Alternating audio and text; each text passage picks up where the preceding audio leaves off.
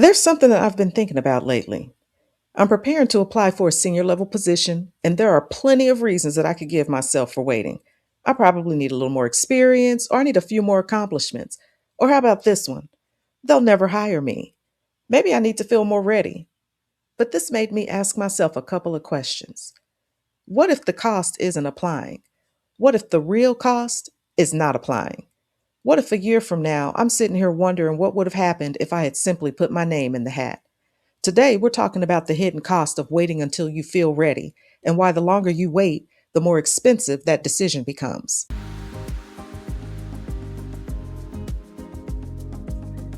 Welcome to Crossroads and Catalyst. I'm your host, Shanita B. This is where we explore how a thoughtful, wise, and strategic perspective at life's crossroads can become the catalyst for a meaningful change in your leadership and the direction of your life. So before we jump into this, if you've been struggling with confidence and self-doubt or even feeling overlooked in your career, well, let me share with you that I'm going to be hosting a live confidence and influence webinar, and it is designed specifically for women who want to lead with greater confidence and impact. So make sure that you are subscribed to the show and that you're on my email list so that you do not miss the registration details when they become available. Okay, so jumping into this, most people never really feel like they're ready. And the example that I gave you in my opening is proof of that. And it's not necessarily that you only go through this process because it's a first leadership role or a first presentation. And believe me, I can definitely relate when you're put in a situation where you just don't feel like you're ready to do those things. Even when it comes to having a first business, or you already know when you have to have that difficult conversation for the first time, whether it's with an employee, with your boss, or even with your partner or your friends, these things are not easy to do, right? But the question is, what exactly are you waiting for?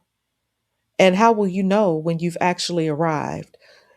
And so this makes you think through, what is it actually supposed to look like? What are you waiting for?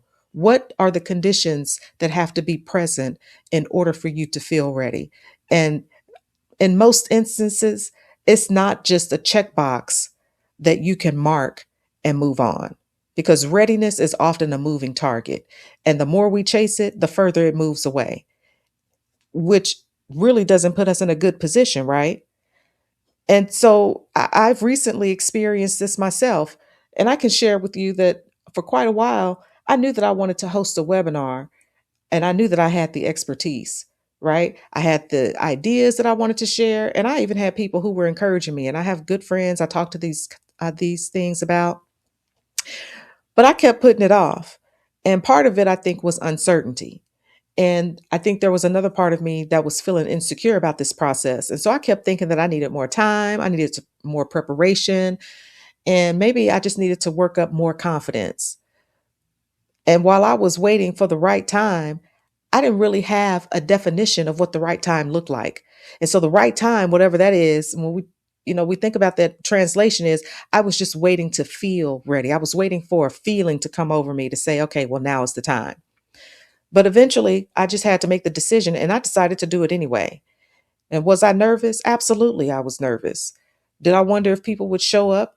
Yes. Did I question whether I was prepared enough? Of course I did.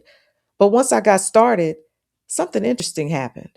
The things that I had built up in my mind, they were not nearly as big as I had imagined that they would be. I sailed right through that webinar. It was pretty easy going through it. It was not easy leading up to it. Okay. The attendees were engaged, the conversations were meaningful. And when it was all over, I was not just relieved, I was encouraged because I had evidence. I had evidence that I could do it, evidence that people found value in it, evidence that I was capable.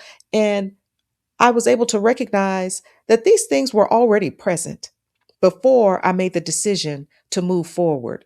I didn't need to check a box to say that I knew just a little bit more or that I had spoken to the right person. I already knew these things, right? And so this is what stood out to me. Had I continued waiting until I felt completely ready, I might not have ever worked up the nerve to do the webinar because of everything that I had to do leading up to it. And if I had never done that first webinar, I wouldn't have the confidence to do the next one. And like I've already announced, another one is coming. So you'll have the opportunity to participate. But the point is, that is the hidden cost of waiting. All right.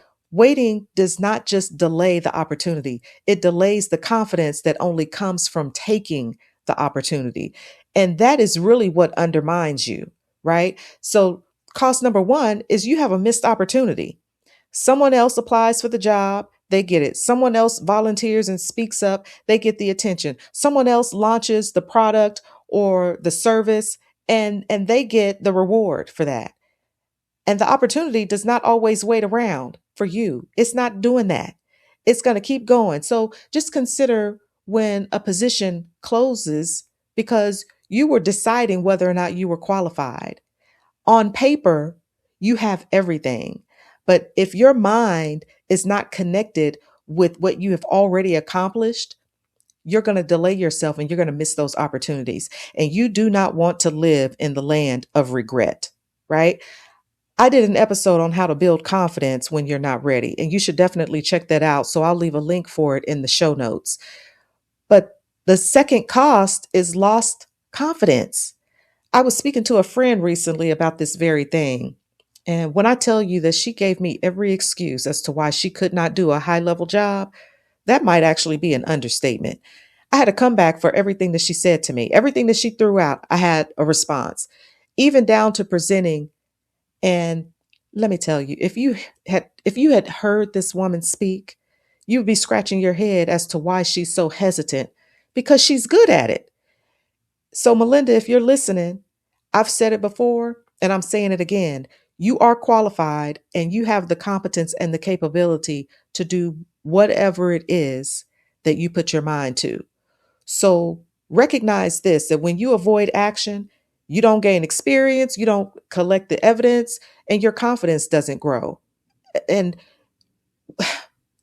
I think that the issue is part of because since your confidence never grows, then you transition into anxiety, right?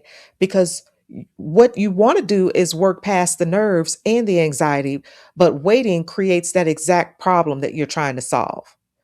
So then we move into this situation where that difficult conversation, for example, it becomes bigger and bigger in your mind because when we avoid things, that's when they become astronomical. They're huge and humongous in our minds. So then what would your life look like 1 year from now if nothing changes because you're still waiting? And that's precisely what you want to avoid is regret. And so now we have to think about what is it that is causing us to wait? Why do we wait? And I think that the most common reason is fear. And this is fear of failure because, if I don't try, I don't fail. Well, not trying is a failure. And of course, my thing is always to exercise discernment. You need to understand your context, but it will make you a better person to go through the process, to at least try, right? So you got fear of failure, fear of judgment. What are people going to think about me? Fear of success. Well, what if things actually change and this works out for me? And yes, people do self sabotage. That is a real thing. And then there's also some of us are perfectionists. And so you think that you have to have everything figured out, everything must be in order and occurring this way before you can move forward. That doesn't work out like that. Okay? Underneath all of this is some level of fear. And I think that another reason why we hesitate is simply uncertainty. And the reason why I say that is because you might be struggling with it if this is not the thing that you really want, or you're not sure that this is what you actually want. And you should take that seriously. You want to really meditate and consider and ponder, I guess maybe is probably the better word. You want to ponder why it is that you're hesitating, why you have this uncertainty. I think that one of the worst things that we do that cause us to wait is doubt, self-doubt. Because if you have convinced yourself that you cannot do it, then guess what? You're right. And what a shame that is. It is a shame that you have delegated your gifts to other people. They have been robbed of the opportunity to learn and to gain from you. And you have relegated yourself to less than what you are capable of doing. You're not even allowing yourself to stretch and to grow. So instead of asking, when will I be ready? I want you to ask yourself this: what information can I gain only by taking action and moving forward? Okay. So maybe there's a leadership position, or maybe there's just some role that would allow you to stretch as a leader. Speaking, relationships, career growth, because some lessons that you're just not going to learn them from preparation alone. You're going to have to go through the experience so that you can learn from that experience. So I want you to consider this, because you have to challenge yourself. What is one thing that you have been postponing? And then within the next 72 hours, I want you to do one thing that you thought you were not ready to do. It doesn't matter how minor you think that it is or how insignificant you think that it is. I want you to do it. So if you've been sitting on an email in your draft folder, send it. If you've been waiting to apply for a job, you just weren't sure because maybe you felt like you didn't have the qualifications, do it anyway. You need to have the conversation with someone, schedule the meeting and talk about it. But you have to take action. Okay. You're not doing everything all at once. You're taking one step to get you to the next step. Okay. Because ready is simply a state of mind. And I don't know if you've heard that old saying, but this is what it is. You have to stay ready so that you don't have to get ready. Because you already have experience in whatever industry, whatever particular craft or vocation that you have, you're already prepared to do that thing. You just have to take the next step.